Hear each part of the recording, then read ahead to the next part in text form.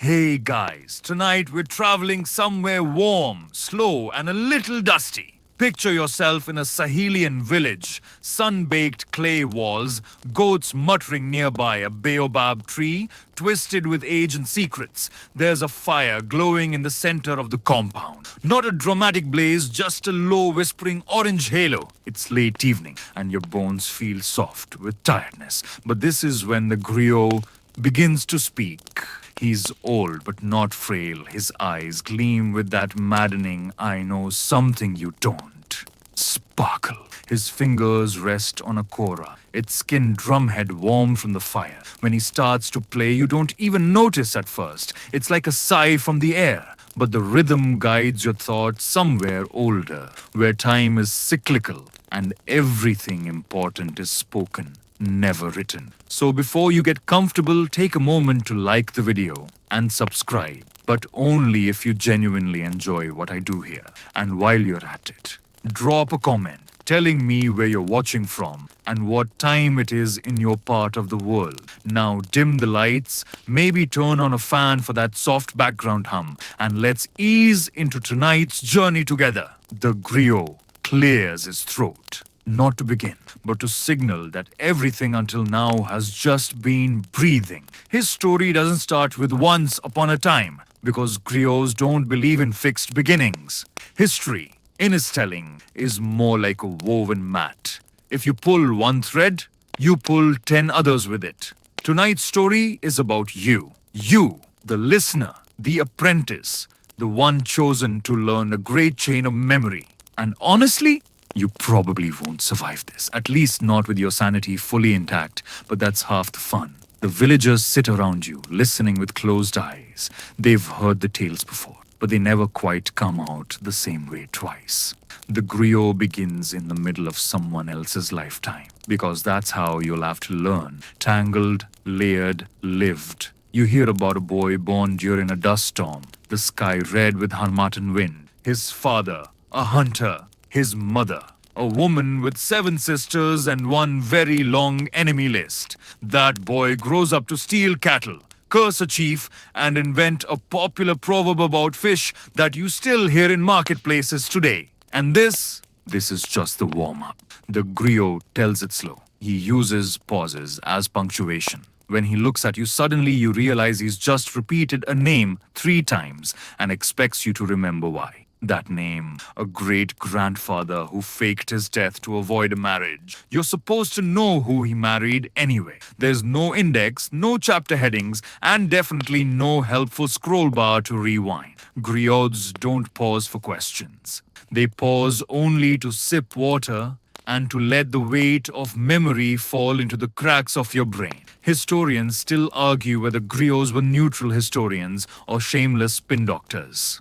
Some say they embroidered history to flatter their patrons. Others argue that their honesty was in the rhythm. The truth came in patterns, not facts. But tonight, the truth feels soft, woven, a memory blanket. There's a strange comfort in knowing that for over 1,000 years, stories like this have been passed from mouth to ear, ear to heart, heart to tongue. A kind of sacred telephone game, minus the chaos, and with far more poetic insults. Here's a fun one. The griot pauses and sings a single line in Wolof that roughly translates to, "Your father's beard was too cowardly to grow." Apparently, that line once sparked a village feud so long-lasting that the donkeys started refusing to enter the market out of sheer anxiety. Quirky detail? Absolutely. But also a memory device. Because you'll now never forget who that insult was about. A petty merchant named Saliu,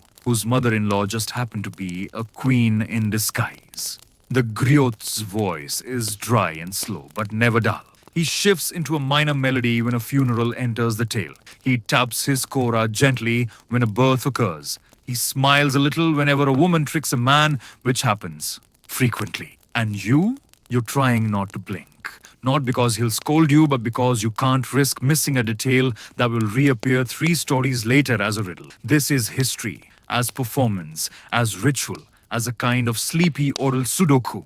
By the time the fire dies low, you realize that you've met 20 people, none of whom were written down in any book. One of them, apparently, once made tea from mango leaves and predicted the end of a dynasty based on how long it took to steep. You're not sure if that's wisdom or indigestion, but it's now permanently lodged in your head. That's the griot's trick. You'll remember things you never meant to. You'll dream in lineage. You'll find yourself whispering someone else's ancestry like a bedtime mantra. And somewhere in this slow swirl of dust, laughter, and distant drumming, you realize the griot has stopped talking. He's looking at you. You've just heard the opening test. Tomorrow, morning comes quietly, though not gently. You're woken not by birds, but by the griot's coughing and the smell of someone burning millet too close to the fire. Your head is heavy, not with sleep, but with names. Names from last night's stories tumbling through your dreams like pebbles in a calabash. You can't tell if you remember everything or nothing. Probably both. There's no formal breakfast. Someone hands you a gourd of lukewarm water, and the griot waves you over with exactly the level of enthusiasm someone might summon for chasing a chicken. You sit, you brace. He doesn't speak at first. Instead, he picks up the talking drum, a squat, hourglass-shaped thing, stretched tight with leather. He tucks it under his arm, then thumps a rhythm into it that makes your heart skip, not from excitement, from confusion. Because that rhythm, it's a sentence. Talking drums aren't just drums. They're basically wooden Wi-Fi. They replicate the tone and pattern of language, especially tonal languages like Yoruba, where a word's meaning changes with pitch. Hit the drum one way, and you're saying gather. Hit it another, and you're saying snake. Get it wrong, and instead of inviting people to a wedding, you've just summoned everyone to witness a public accusation of theft. That's how your lesson begins. The griot thumps a message into the drum, looks at you, and waits. Not for your hands, no, your mouth. He expects you to say what the drum just told you. You mumble. He frowns. Someone chuckles nearby, probably a cousin or bored goat herder. You try again. Close. The message was, the lineage of brave Keita flows like the Niger, slow but never dry. Your version was something about Keita's trousers. Not quite the same tone. Literally. Historians still argue whether talking drums were primarily used for communication or for performance. But griots used them for both. They were news broadcasters, hype men, and gossip couriers all rolled into one. Sometimes, they even delivered passive-aggressive messages between rival families, complete with sarcastic drum rolls. You spend the morning learning to feel tone rather than just hear it. Your jaw starts to ache from mimicking vowels with slight lifts or falls. When you finally say gather instead of snake, the griot nods and hands you a bit of roasted yam like you've just won an award. Progress, but drums are only part of it. The griot wants you to understand that rhythm is memory. Every tale he tells, every ancestral story is tied to a beat. When he lists a king's genealogy, father to son to nephew to that one suspicious cousin who mysteriously looked like the same king but younger, it's not just names, it's rhythm. Each syllable clicks into a pattern, like a chant, like a heartbeat. You start to notice the structure. 4 names, then a pause. 3 battles, then a proverb. 2 wives, then a scandal. The drum punctuates each cluster like a sleepy metronome, keeping you from floating too far into your own thoughts. It's less like reciting a list and more like stepping stones across a river. Each one must land just right or you're soaked. A quirky detail. Some griots swear by chewing bitter cola before performing. They say it sharpens memory and cools the tongue. You try it. It tastes like regret and old wood. But afterward, you do remember an extra cousin in that 3rd generation. Coincidence? Maybe. Placebo? Probably. Effective? Unfortunately, yes. The griot watches you squint and grimace and nods approvingly. Suffering equals learning. Classic. Around midday, you get a break. Not a full nap, this isn't luxury training, but enough time to sit under a neem tree and reflect. Children chase goats past you. A woman walks by humming a tune that's almost one of the genealogies you're trying to memorize. You hum it back, out of tune. She snorts and keeps walking. You start to realize that griot training doesn't happen in secret classrooms or carved out temples. It's everywhere. The songs women sing as they pound grain contain the names of women warriors. The jokes old men trade in the shade of the mosque reference floods and famines from 5 generations back. Memory is stitched into the day, hiding in plain sight. There's a saying here: words die when they're not walked. You're beginning to understand what that means. In the evening, the griot resumes. This time, he tells a story backwards. You wake up with Daba's name in your mouth. Not literally, thankfully. Though honestly, you wouldn't be surprised at this point. The griot training is seeping into your dreams now. You saw her last night, riding that stolen horse, laughing like she owned the moon. You even muttered her nickname in your sleep. Little mouth, big ears. Someone definitely heard. A chicken definitely judged you. This morning, your test begins before breakfast. The griot sits, arms folded, giving you that look teachers get when they already know you didn't study enough. He tells you flatly to recite Daba's story, forward, with rhythm, with emotion, with the pauses in the right places and the tonal inflections where grief belongs. You take a breath, you try, and well, you start by skipping her third wedding and jumping straight to the forest horse incident. An obvious rookie mistake. The griot interrupts you with a single raised eyebrow and a quiet tap on the kora. It's not a correction, it's a challenge. A reminder. You rewind. You begin again. This time, you remember the lullaby, the stolen horse, the 2 identical husbands, the curse, the laughter, the silence. And when you finish, your voice is hoarse and your palms are damp with nervous sweat. The griot does not clap. He nods, slow and subtle, which, in griot language, means you've just earned the right not to be mocked at dinner. Congratulations. So, why all this repetition? Why start with stories and not history proper? Well, because griots didn't see those things as separate.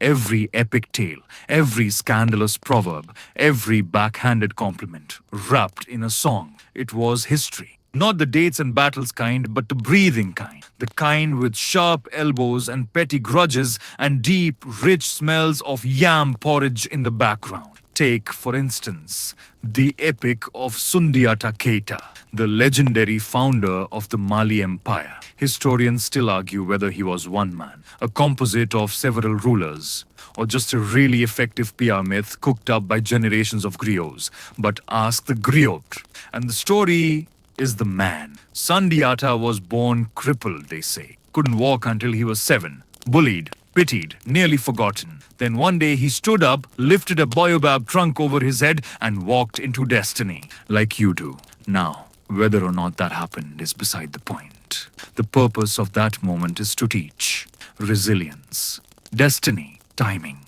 and the griots ensured that every time they told it, it felt true. Your lesson today is to memorize the frame of the Sandiata story. Not the story itself, but how it's built.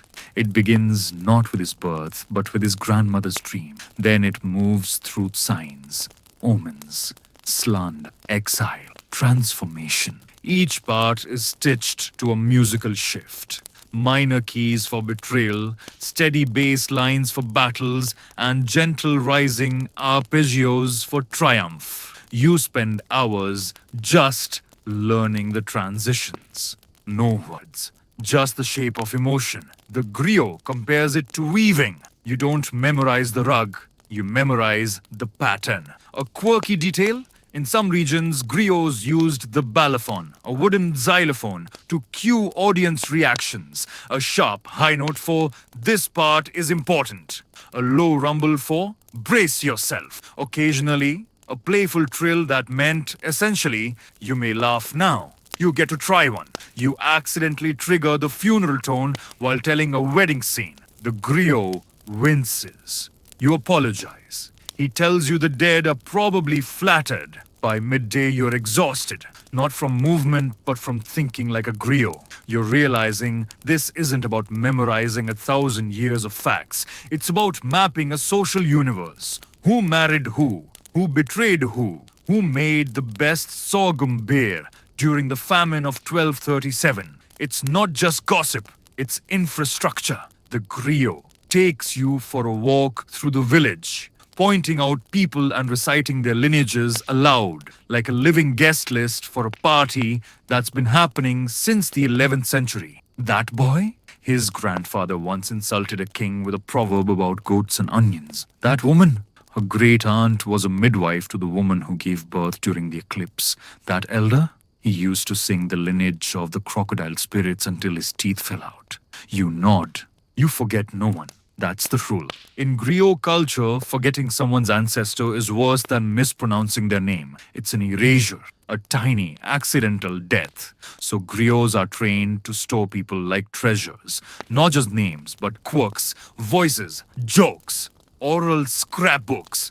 Historians still debate how griots could retain so much. Some say mnemonic techniques, others suggest musical memory, and some whisper about borderline supernatural recall. Whatever the cause, it works. You're now walking around with dozens of lives bouncing around your head like marbles in a gourd. It's chaotic, it's uncomfortable, it's thrilling. That night you dream, not in images, but in voices. You hear someone calling for Daba. You hear the talking drum tapping out a greeting to Sundiata. You hear a baby crying in 1432 and someone responding with a song that hasn't been sung in 5 centuries. You wake up not startled, but calm, because even in your sleep, you're remembering. And tomorrow, the griot says you'll learn how to make people cry with just one well-placed proverb.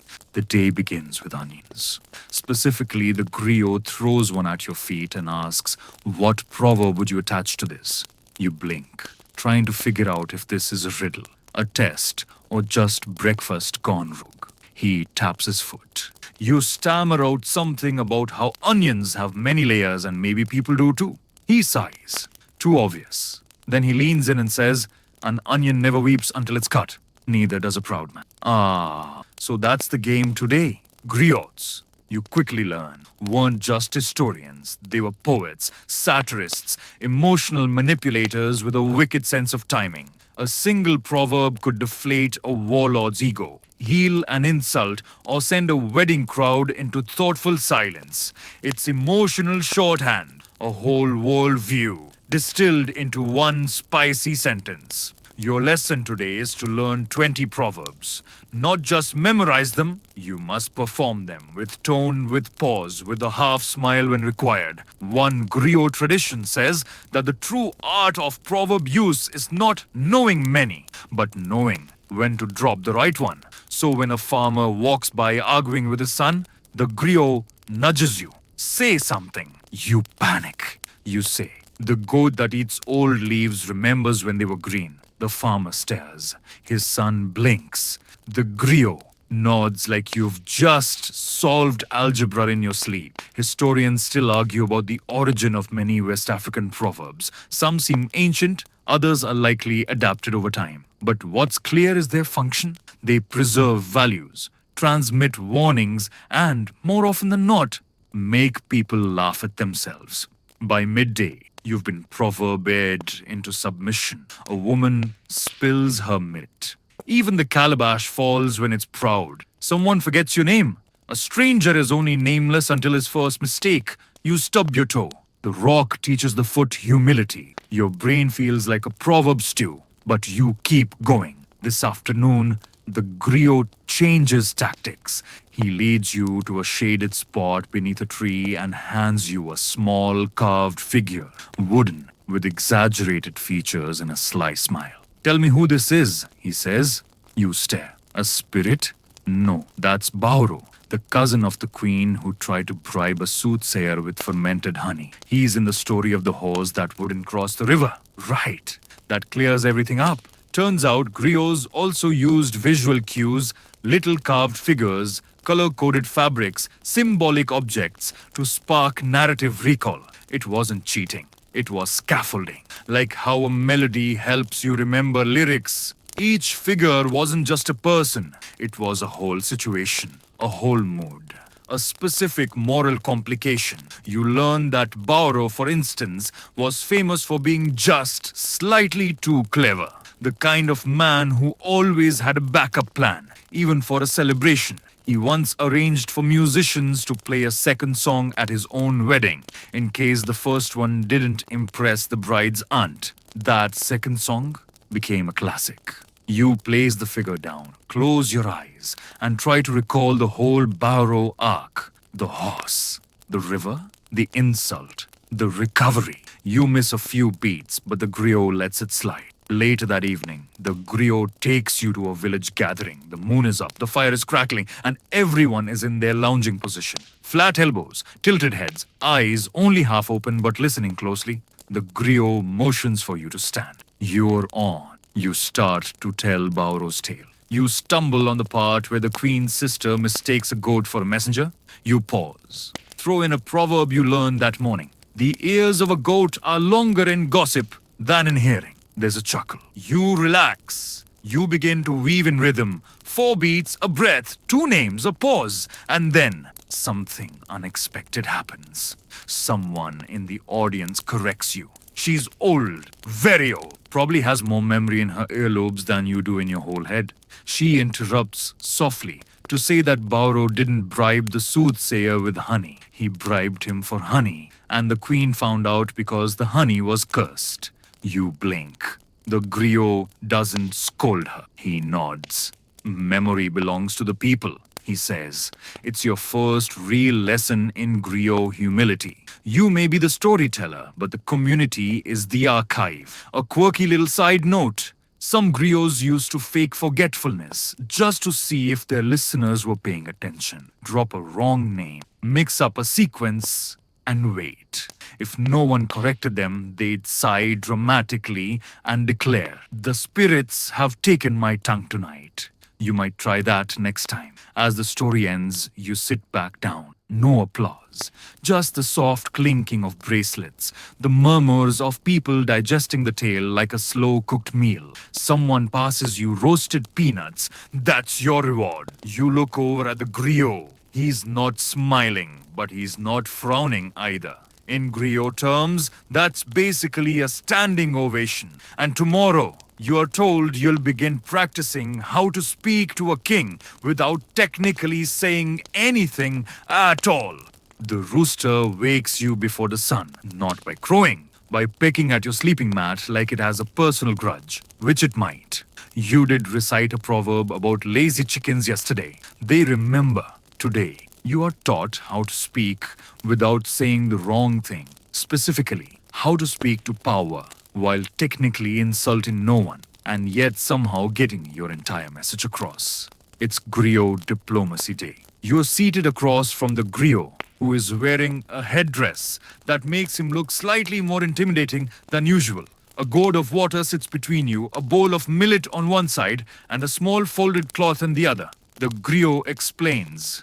Imagine the cloth is a king's ego. The millet is your message. The water, that's your tone. You're still thinking about this metaphor when he tells you to deliver bad news to the imaginary king. You freeze.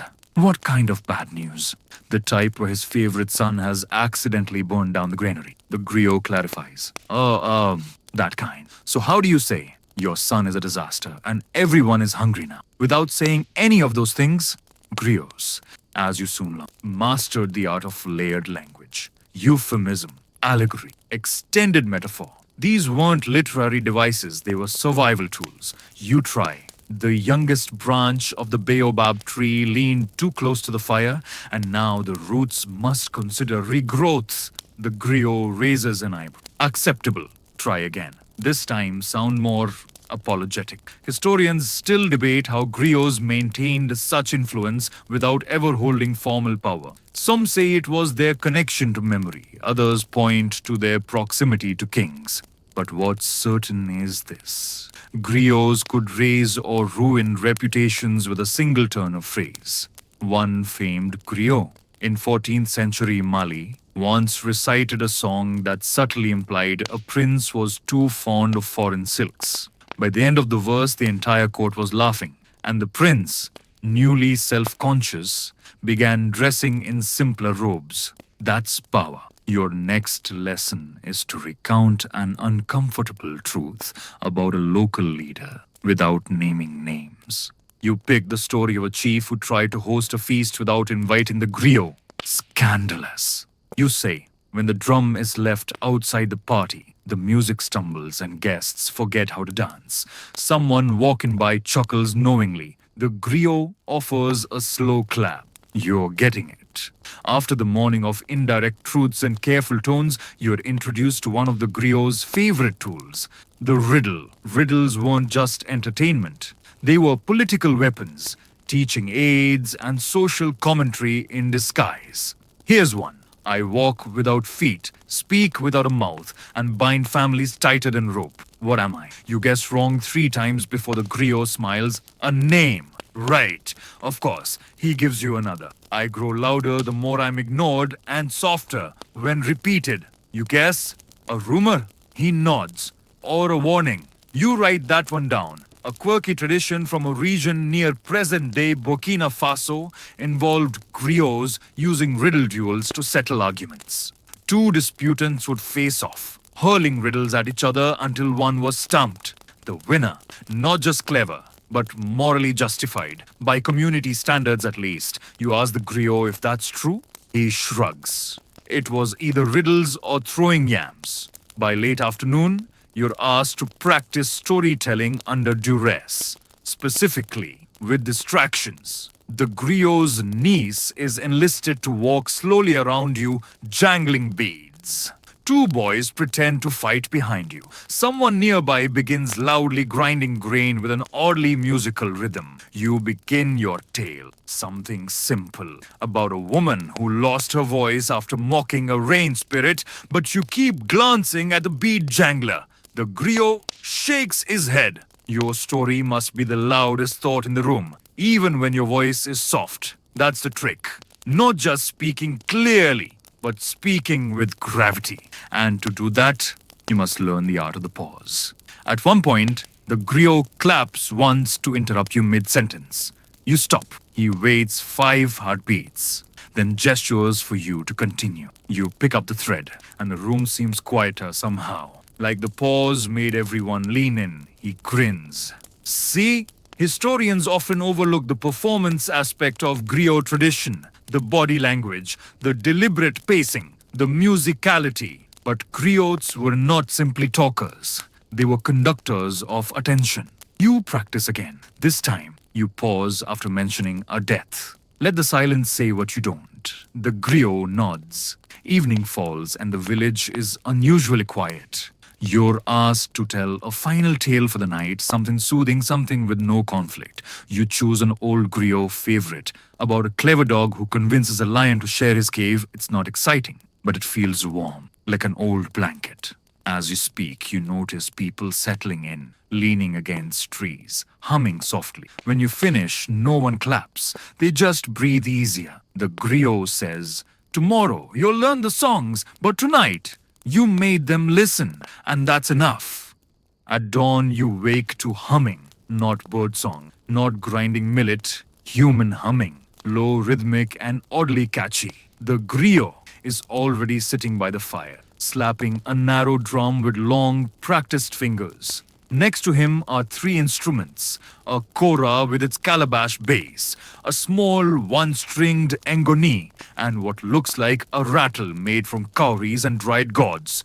Today, he says, "You learn to sing history." You blink. You can barely remember history. Now you have to sing it. He taps the drum again. The tongue forgets, but the body remembers rhythm. Turns out, much of a griot's memory wasn't stored in the head. It was in the hands, the breath, the bones. Stories weren't just told, they were performed, almost like lullabies to collective memory. And so, your training begins.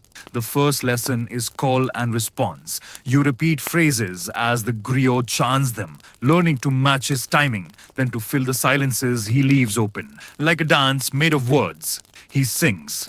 When the blacksmith forges silence, you answer. The village waits for thunder. He nods. Some scholars believe griot lineages develop specific melodic templates for each genre of tale: epic, cautionary, ancestral, romantic. These musical frameworks helped trigger memory, guiding the griot's tongue like tracks under a cart. You try to keep up, but keep getting the tone wrong. Not every ancestor's story is a battle cry, he says gently. Some are soft like rainy season mud. Mid-morning, you move to the kora. It has 21 strings, and you are immediately told not to touch 17 of them. Start with these four. The griot instructs, pointing to strings in the lower range. They carry the ancestors' footsteps. You pluck them awkwardly. It sounds like a cat falling down a ladder, but gradually you hear a pattern. Soft, cyclical, hypnotic. Like waves lapping at the edge of time, the griot begins to chant over your clumsy playing. A lineage poem about Sundiata Keita, the Lion of Mali. He doesn't give you the whole story, just a fragment. Enough to let the rhythm do some of the remembering for him. Son of Magan, child of the buffalo woman. He walked late but spoke early. The rhythm rocks forward, with iron in his bones and millet in his shadow. You repeat the lines, feeling the weight settle into your voice. Historians still argue whether griots memorized vast poems verbatim or improvised within fixed narrative beats. Probably both. Some songs were passed down word for word. Others allowed room for local flavor, audience mood, or a griot's personal flair. A quirky aside, one traveling griot in 17th century Senegal was known for inserting audience members into his epics, usually to flirt or gently mock. He once sang that a woman in the front row had eyes that could shame the moon, followed by a line suggesting her cooking was a little too famous. By midday, you're drenched in sweat from plucking, singing, and trying to remember whether Sundiata's horse had one silver eye or two. You break for lunch, roasted yam and tamarind paste.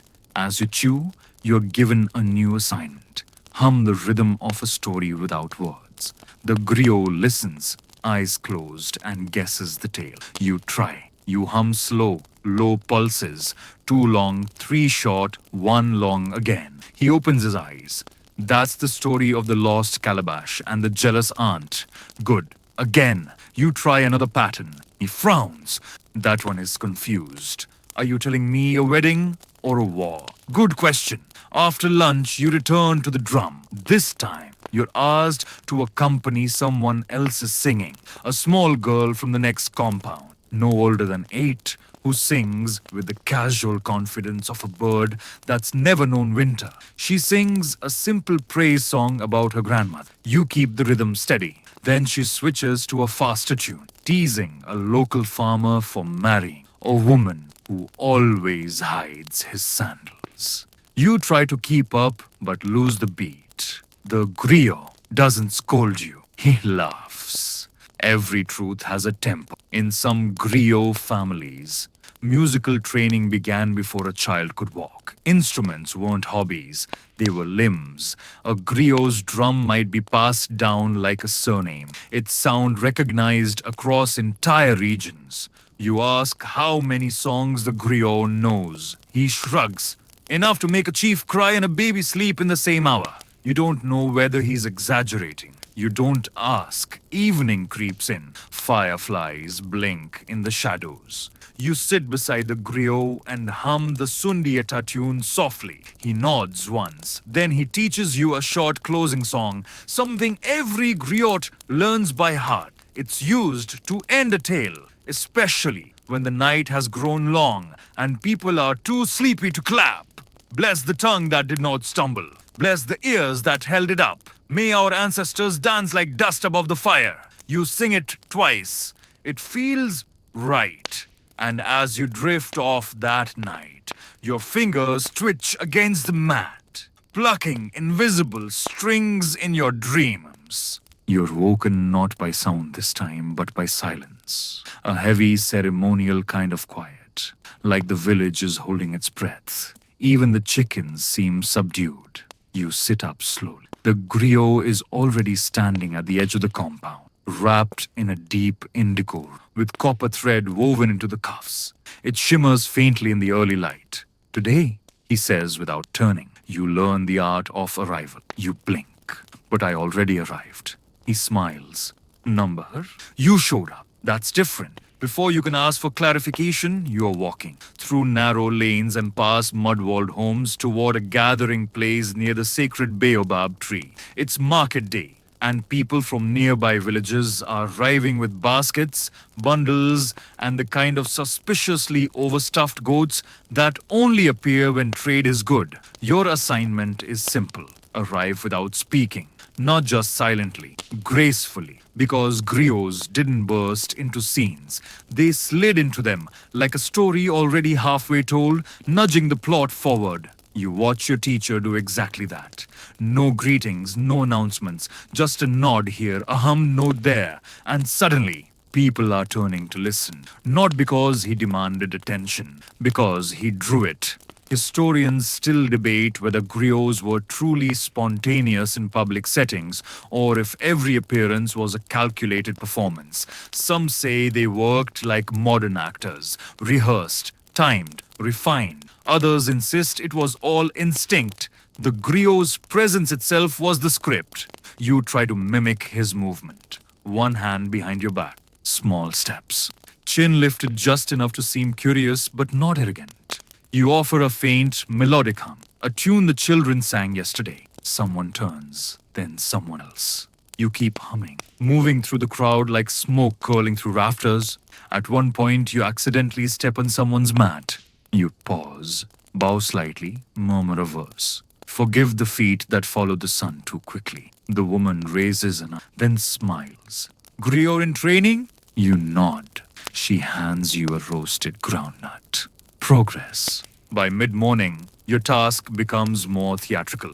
There's a small squabble near the well. Two women are arguing about whose turn it is to draw water. Neither is backing down. The griot appears beside you. Fix it, he says. You freeze. What? With a story? He shrugs. Or a proverb. Or a riddle. Just don't make it worse. You step forward, heart pounding. You raise your hands and begin. When two birds fight over a single branch, the wind chooses who falls first. Both women glance at you. You continue. But if they sing together, they share the tree's shade. Silence. Then one of the women sighs. All right, let her go first. You back away slowly, resisting the urge to pump your fist. The griot leans in. Not bad. Still clunky, but not bad. He reminds you that griots were often peacemakers but never enforcers. They couldn't order, only suggest, with enough elegance that people wanted to listen. A quirky tidbit you overhear later in the day. Some griots were so trusted as negotiators that they were sent to mediate disputes between rival kingdoms. One famous case involved a griot who resolved a cattle war by composing a praise song for both kings, implying that only truly wise men knew when to stop fighting. Back at the gathering tree, the griot pulls out the ngoni, a one-stringed instrument older than most of the tales it accompanies. He plucks a few notes, nods for you to sit beside him, and begins a story in a low voice. You're not supposed to repeat it. Not yet. Just listen. It's about a river spirit who disguised herself as a beggar to test human kindness. She's turned away by everyone, until a blind old man gives her his last bowl of rice. In return, she blesses his family for 7 generations. The story is simple, but the way he tells it, pauses, changes in volume, sudden melodic hums between lines. It feels like you're inside it. He stops. Now your turn. You panic. You try to recall the first lines. She came from the river with coins in her hair. The griot winces. Number. She came with sand in her hair. The coins are later. You try again. She came from the river with sand in her hair and eyes full of drought. Better. You stumble through the rest, but something interesting happens around the halfway point. You stop thinking. You just tell. Your hands move, your voice rises, then drops, and when you finish, three children sitting nearby are staring at you like you just pulled a goat from thin air. That's a win. Later, the griot offers you a final lesson for the day: how to leave. Leaving is harder than arriving, he says. People remember the last note. He teaches you to exit a scene with a parting proverb. To leave with silence is to forget your own story, he warns. So when you rise to go, you say, "May our parting be like the sun, certain to return, but never rushed." Someone claps. The griot frowns. Too poetic. You're not retiring yet. You laugh. As the sky darkens and the market winds down, you walk home slowly, humming again, not to draw attention, but to carry the stories with you, like crumbs dropped along the forest path. Tomorrow, you're told, will be more serious. There's a funeral, and you will speak. The morning smells different, less like breakfast, more like memory. A thin veil of wood smoke clings to the air, not from cooking fires, but from bundles of herbs smoldering in shallow clay bowls. Even the chickens are quieter, and the village seems to move in slow motion. Someone has died. You're not told who right away. That doesn't matter yet. What matters is that you'll be attending your first funeral as an apprentice griot. Not to grieve, though you will, but to perform remembrance. You dress in your best. A simple cotton wrap dyed in ochre, the color of dry riverbeds and afternoon stillness. The griot adjusts the knot on your shoulder. "Try not to faint," he mutters. "It's hotter at the burial site." You're handed a gourd of water and told not to speak until you're asked. Your job today is to observe, memorize, and, if prompted, chant one ancestral name correctly. Only one. Miss it, the griot says, and you'll be haunted by a disappointed uncle for eternity. He's joking, probably. As you walk, others join the quiet procession. No wailing, no loud grief, just a low murmur of drums and the steady swish of feet brushing sand. Eventually, you arrive at the compound of the deceased. An old woman known for making the region's best tamarind beer and cursing at birds who stole her millet. Her grandchildren stand in a loose line. Some cry. Most just look stunned. Death always arrives like an unscheduled guest. Quiet at first, then suddenly sitting at your table, asking for the good chair. The griot steps forward. He doesn't start with a eulogy. He starts with music. 2 plucks of the kora, a breath. Then she danced before she walked this one, kicking dust into the sun's face. The tale begins, not just of her life, but of the world around it. He speaks of the season she was born, too dry, the fish migration that failed and later returned, and how she once chased a snake out of her kitchen with a broom and a proverb. You try to commit every image to memory. Griots didn't just preserve royal history, they documented everyday lives too. A weaver's laugh, a hunter's limp, the special way someone sneezed when they lied. One of your tasks is to learn the family line, at least 5 generations back. You whisper to a nearby cousin. Her mother's name?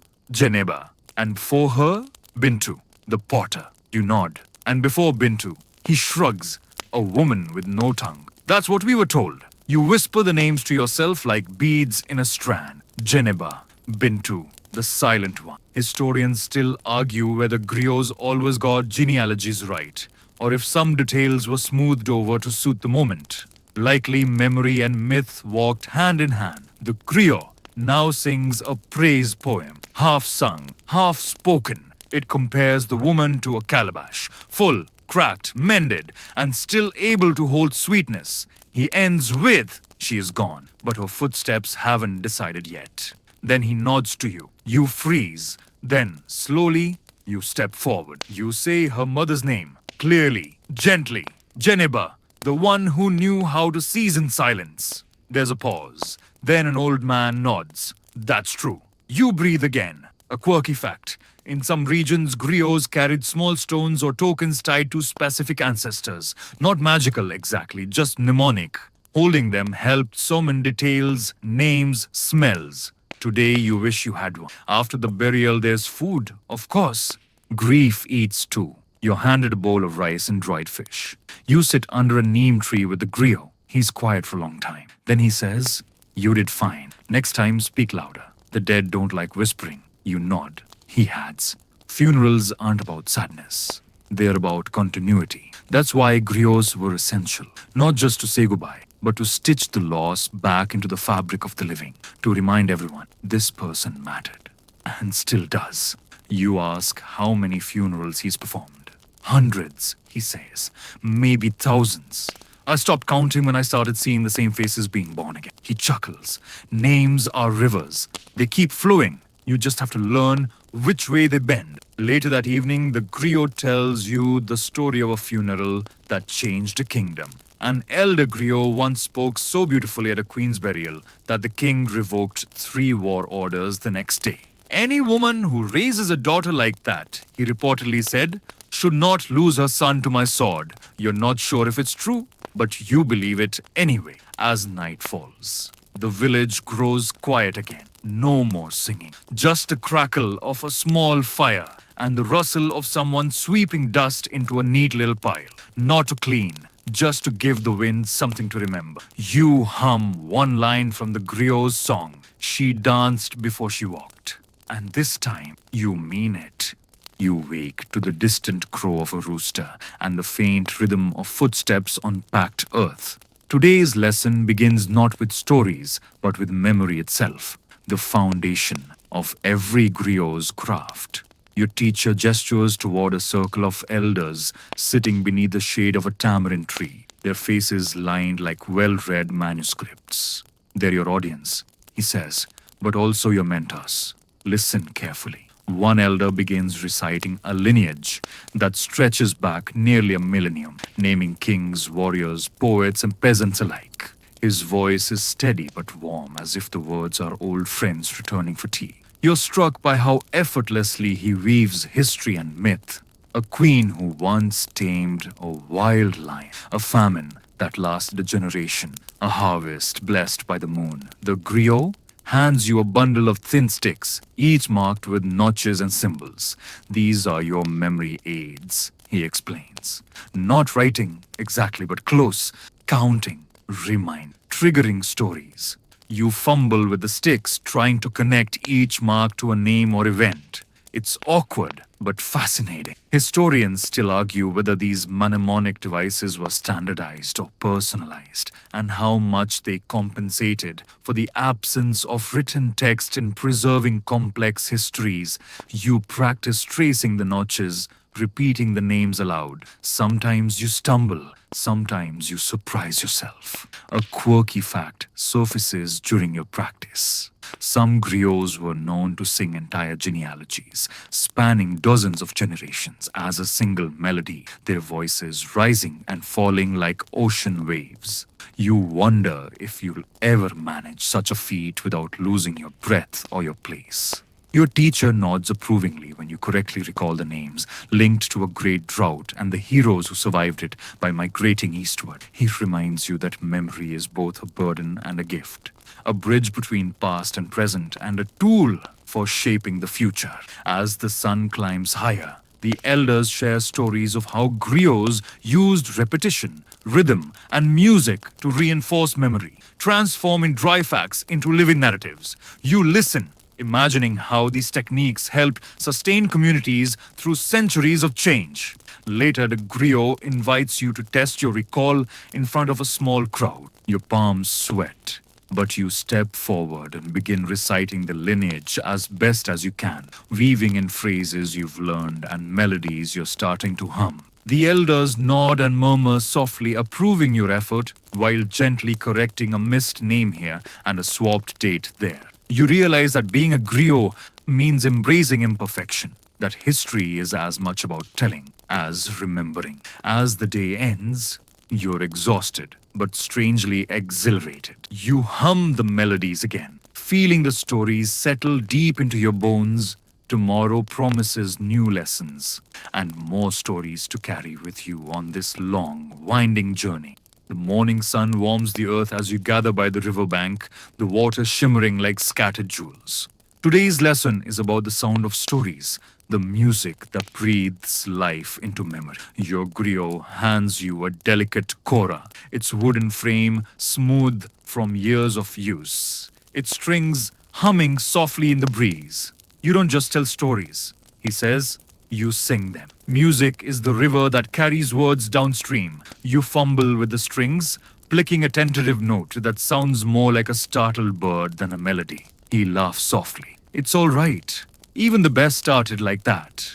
You learn that the kora, with its 21 strings, is a griot's trusted companion, weaving intricate melodies that echo the cadence of spoken word as he plays. You notice how his fingers dance lightly, coaxing rhythms that rise and fall like the storyteller's breath. Historians still debate whether the kora originated solely with the Mandinka people or if its roots reach further across West Africa. The griot shares a quirky tale, a story of a kora so finely crafted it was said to hold the laughter of 100 children, making anyone who heard it smile, even in the darkest days. You practice simple patterns, the strings gradually becoming less alien beneath your fingers. The griot teaches you how to use music to signal changes in a tale, an upbeat rhythm for moment of joy, a slow, mournful pluck for sadness.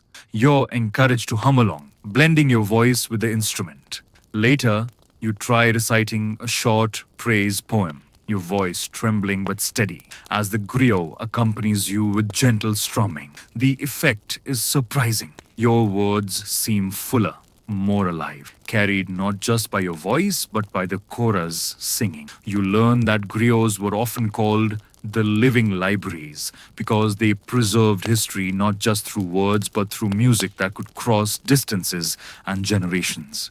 As the sun dips low, you sit quietly, letting the last notes fade into the evening air. The griot smiles and says, "Tomorrow you'll learn the art of the praise, the gift that keeps stories alive." You realize that every note, every word, every pause is a brushstroke painting, a portrait of a people long past but never forgotten. And you are part of that picture now.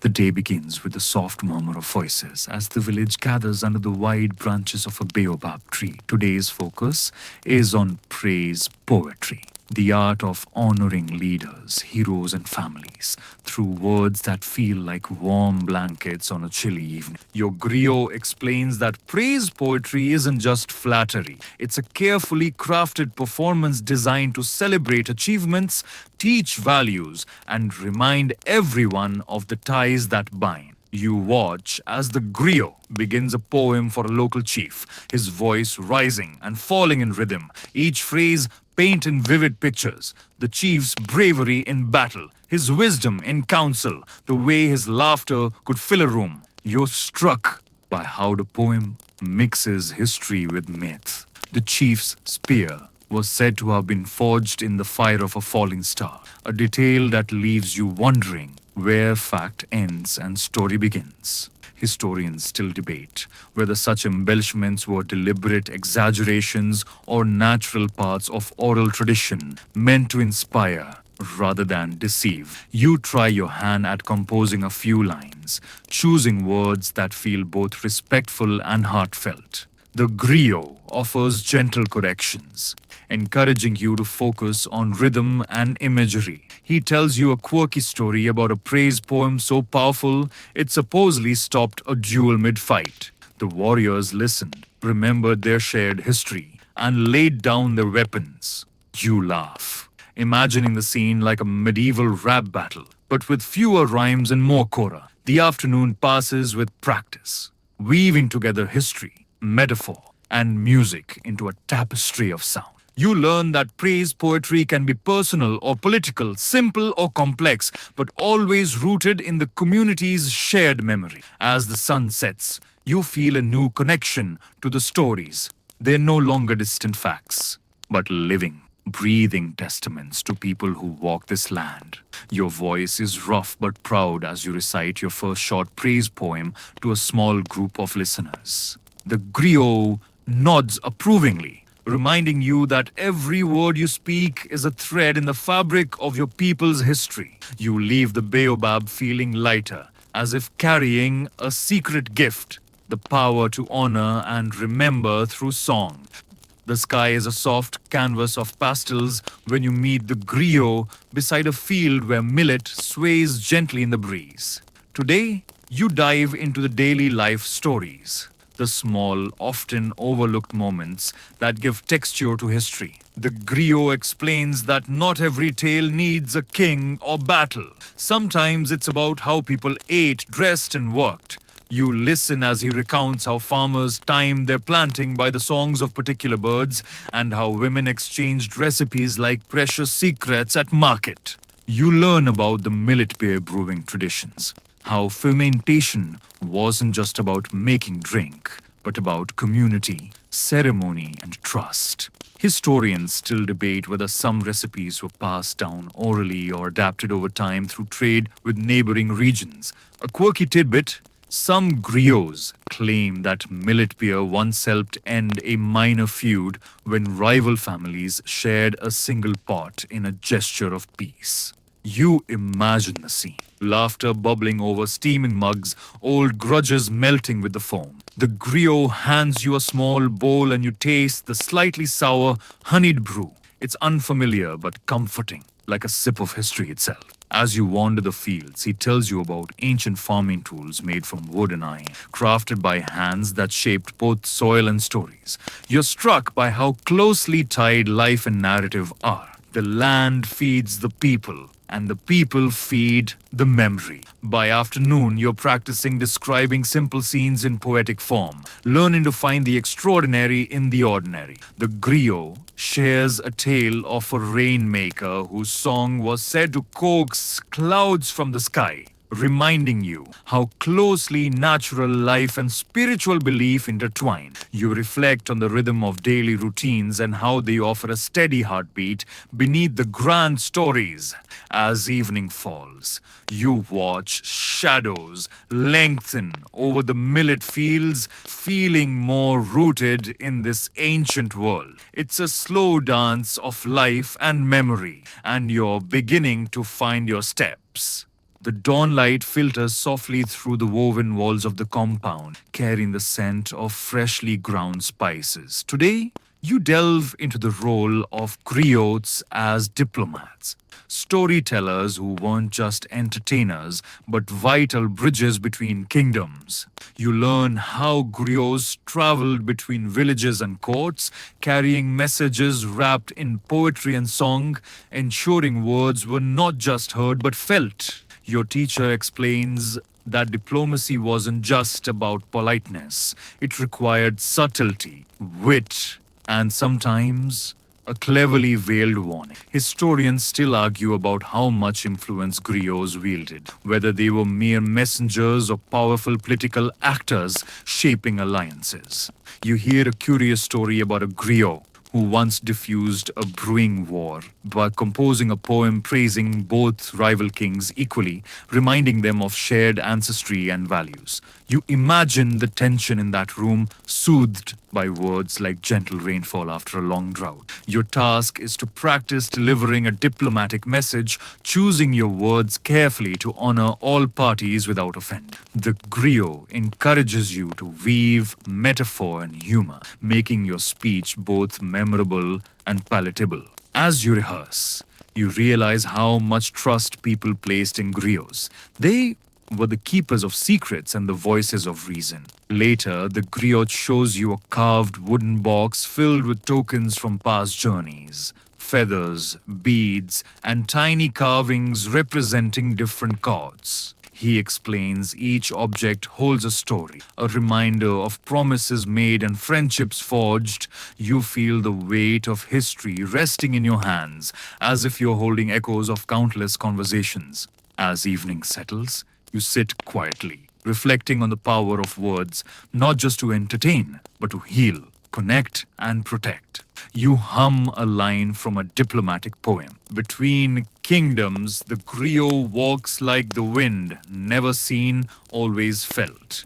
And you wonder if you're beginning to understand what it truly means to carry stories. The air is thick with the scent of burning wood as you gather around a small fire, the flickering flames casting long shadows on the faces of your fellow learners. Today, you explore the rituals and ceremonies where griots played a starring role, not just as storytellers but as spiritual guides. Your teacher explains that griots often performed at weddings, funerals, and festivals, weaving history and blessing into every word. You hear about the intricate songs that marked a child's naming ceremony, linking the newborn to ancestors and community. Historians still debate whether griots also held religious authority or remained primarily secular performers.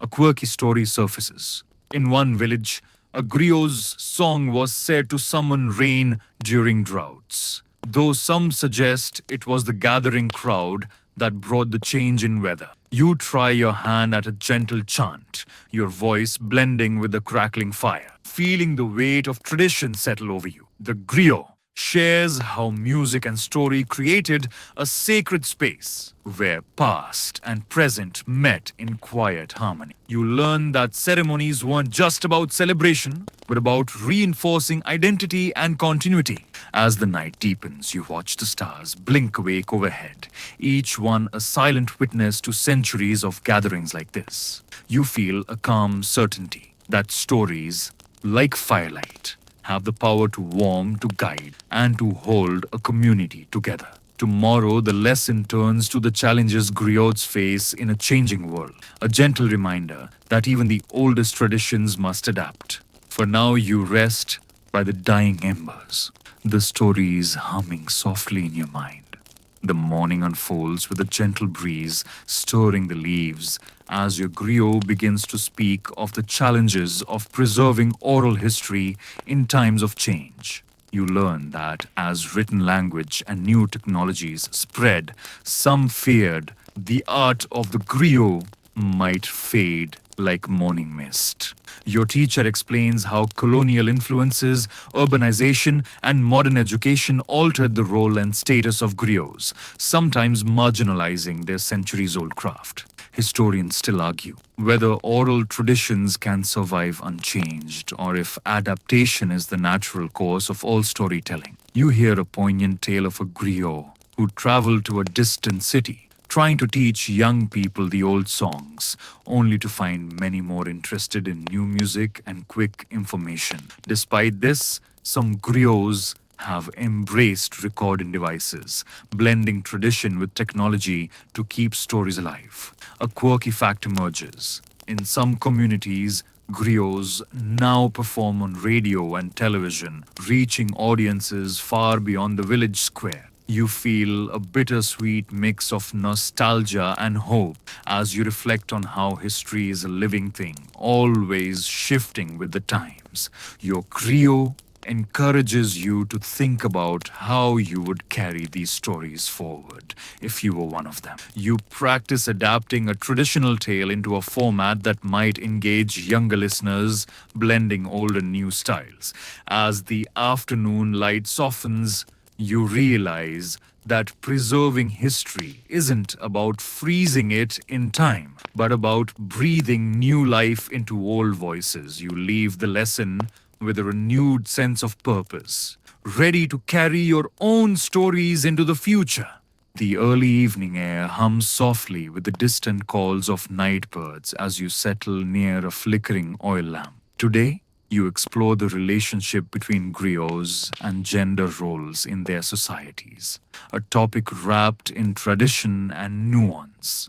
You learn that while most griots were men, women also held important positions as storytellers, singers, and keepers of certain family histories. Your teacher explains how female griots, sometimes called jelimuso, specialized in praise songs and rituals centered on women's lives. Historians still debate the extent of women's influence within griot families and how their roles evolved over centuries. You hear a curious story of a female griot who once used her songs to settle a dispute between rival clans, her voice weaving peace through words alone. You try your hand at a gentle lullaby, imagining it soothing a child in a dimly lit hut. The griot shares how storytelling shaped gender expectations but also provided a space for women to express power and wisdom in subtle ways. You notice how the rhythms and themes differ in women's songs, often focusing on fertility, love, and resilience. A quirky fact. Some female griots were known to carry secret histories that men weren't allowed to know, holding a kind of hidden knowledge. As the night deepens, you reflect on how oral tradition carries not just history, but social structures and cultural values. You realize that understanding the stories means listening closely, not just to the words, but to who speaks them and why. You feel a quiet respect growing for the women whose voices echo through the ages, sometimes soft but never silent. The first light of dawn creeps softly through the woven walls as you prepare to learn about the griot's role in education and mentorship. Your teacher explains that griots were often the village's living textbooks, teaching history, moral lessons, and social norms through their stories. You listen as he describes how young griots, apprenticed for years, memorizing vast genealogies and histories before ever stepping into the spotlight. Historians still debate how formalized griot training was, whether it was strict schooling or more informal passing down of knowledge. You learn that mentorship extended beyond memorization. It included mastering performance, poetry, music, and even diplomacy. A quirky story emerges. Some apprentices learned so well that they could recite entire epic histories backward, a feat that astonished listeners. You try practicing a short genealogical chant, your voice steadying as you find the rhythm. The griot reminds you that repetition isn't just practice, it's the key to keeping memory alive in a world without written records. You hear how griots also taught values like respect, bravery, and patience, often through humorous anecdotes that made lessons stick. As you settle in for the day, you notice how deeply education and storytelling intertwine in this culture. You begin to understand that becoming a griot isn't just about knowing stories, it's about embodying the living history of a people. By evening, you feel a quiet pride growing in your voice, ready to carry the lessons forward. The air is heavy with the scent of freshly harvested shea nuts as you join your griot beside a small hearth. Today's lesson centers on the food and drink woven into griot stories, the tastes and smells that flavor history. You discover that traditional meals like jollof rice, fufu, and peanut stew often appear in tales, symbolizing hospitality and community. Your teacher tells you how sharing food and stories was more than detail. It was a way to connect listeners to everyday life and tradition. Historians still debate whether certain recipes evolved from purely practical needs or were influenced by trade along the ancient trans-Saharan routes. A quirky tidbit. Some griots claim a secret ingredient in the best peanut stew was the storyteller's own laughter, believed to add warmth. You help prepare a simple dish, feeling the textures of grains and spices between your fingers, sensing how food grounds stories in reality. You practice describing a festive meal scene, focusing on sensory details. The crackle of firewood, the scent of spices, the clinking of wooden bowls. The griot shares a story of a feast so grand it brought rival villages together, reminding you how food often serves as a silent diplomat. You notice how many stories feature communal meals, emphasizing sharing as a foundation of social life. As night falls, you imagine the flickering firelight casting dancing shadows over a long table, laughter mixing with stories and food. You realize that food isn't just nourishment. In griot tales, it's a symbol of life's sweetness and the ties that bind communities.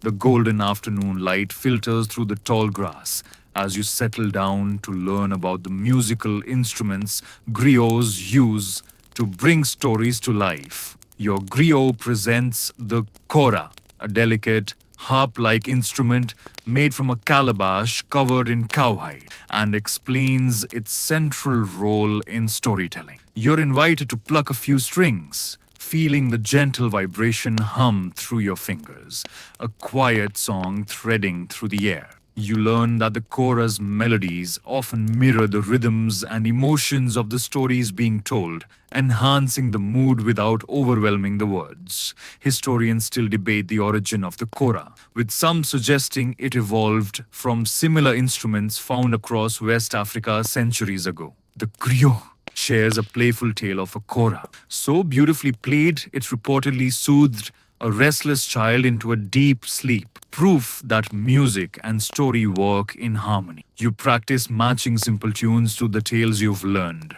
finding that even a few notes can change the story's feel entirely. The griot also introduces other instruments, the balafon, a wooden xylophone, the ngoni, a lute-like stringed instrument, and various drums, each bringing its own texture. You discover that griots often switch between instruments to suit different audiences and moods, tailoring performances like master chefs.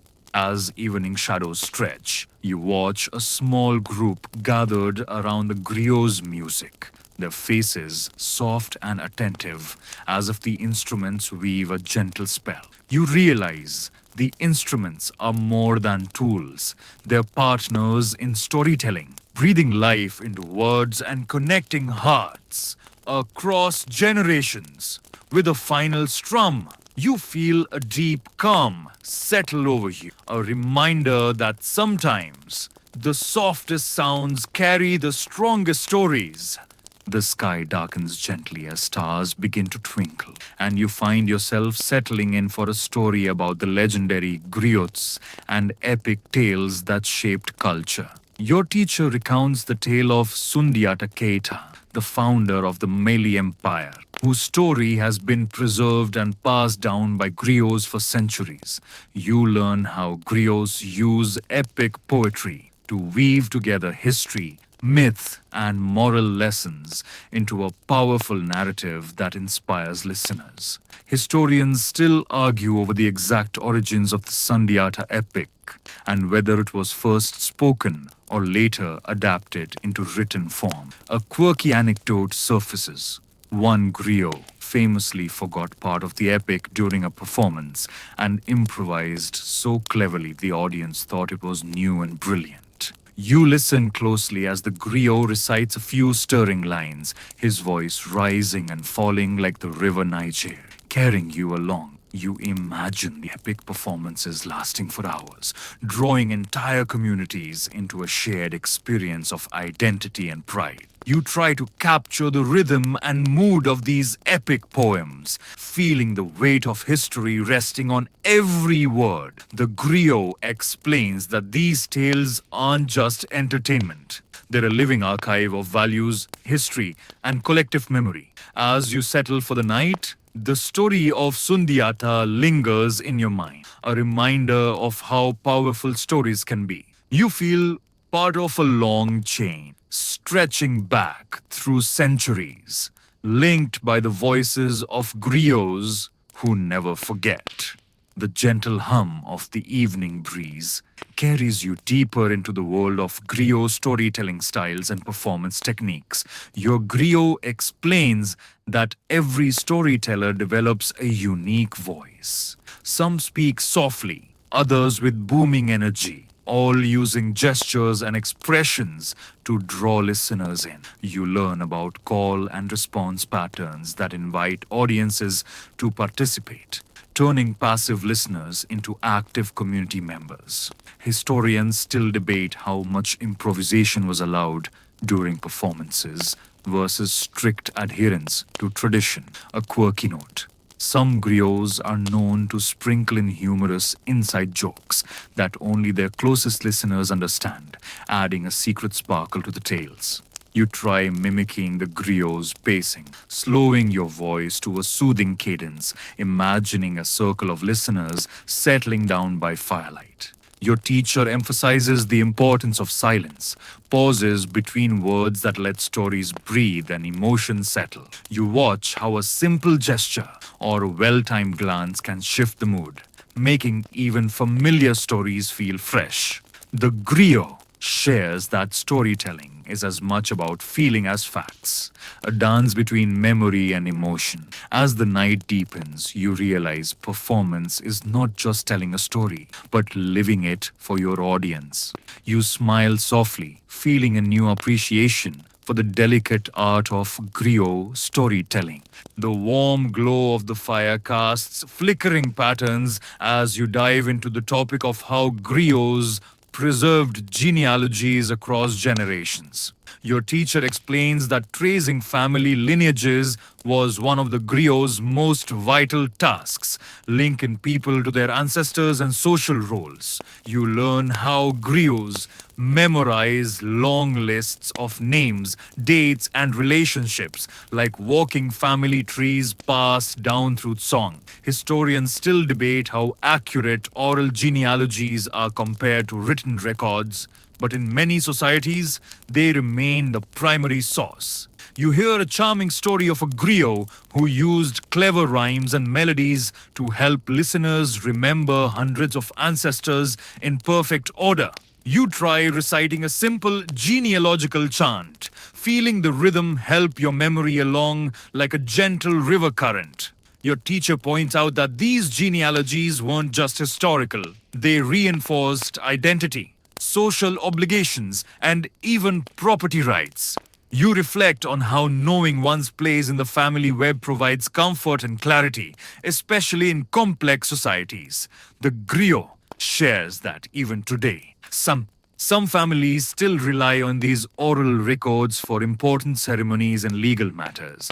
As night falls deeper, you feel the intertwining of history and personal identity carried forward by griots, a living thread connecting past to present. You quietly vow to remember your own stories, knowing they too shape who you are. The soft rustle of palm leaves overhead accompanies your learning about how griots served as community mediators and advisors. Your teacher tells you griots were often called upon to settle disputes, using their knowledge of history and diplomacy to guide peaceful resolutions. You learn that their deep understanding of family ties and past conflicts helped them navigate delicate social situations with care. Historians still debate whether griots had formal authority or acted more as respected counselors whose words carried weight by tradition. You hear a light-hearted tale of a griot who cleverly diffused a tense argument by turning it into a humorous song, making everyone laugh instead of fight. You try imagining yourself in the role, choosing your words carefully to calm a rift among friends or family. The griot emphasizes how storytelling can soften hearts and open minds, turning conflict into opportunity for understanding. You realize how this role strengthens community bonds, making the griot not just a keeper of stories, but a builder of peace.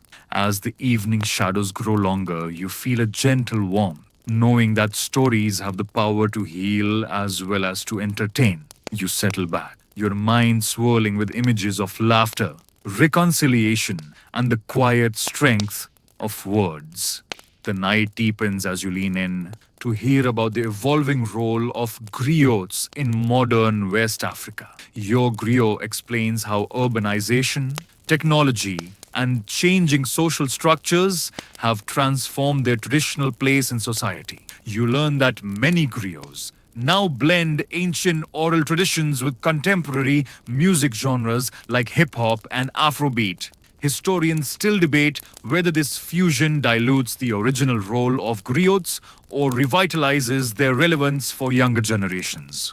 A quirky tidbit: some modern griots perform in nightclubs, turning age old stories into vibrant, danceable tunes that keep history alive in new ways. You watch a video clip of a griot rapping lineage and legends, feeling the energy of tradition meeting innovation. Your teacher reflects on how griots continue to be cultural ambassadors, bridging past and present through creativity. You try humming a simple modernized melody, appreciating the adaptability of storytelling across time. As the city lights flicker beyond the village, you realize griots embody both memory and change, a living, breathing history. You close your eyes, imagining a world where ancient songs pulse through modern streets, carrying voices across generations. The blend of old and new offers hope that stories will continue to soothe and connect, no matter the era. The quiet stillness of midnight wraps around you as your griot shares the enduring magic of oral storytelling, a final lesson in the power of memory and voice. You reflect on the journey through centuries of history, music, food, and tradition, all preserved by human minds and hearts. Your teacher reminds you that even without ink or paper, stories survive because people listen, remember, and retell them with care. Historians still wonder how many ancient cultures relied solely on oral traditions, shaping histories lost and found in the ebb of time. You smile softly at the thought of thousands of voices whispering tales beneath starry skies, weaving a vast, invisible tapestry. A gentle story is told of a griot whose voice was said to bring calm to storms and soothe restless souls. A legend that feels almost like a lullaby. You feel the quiet strength of these stories settle over you like a soft blanket, comforting and timeless. Your griot's voice fades into the night, a soothing murmur that promises history will always live on as long as someone listens. You let yourself drift, carried gently by the rhythm of words, into the peaceful realm where stories become dreams. Now dim the lights, maybe turn on a fan for that soft background hum, and let's ease into tonight's journey together.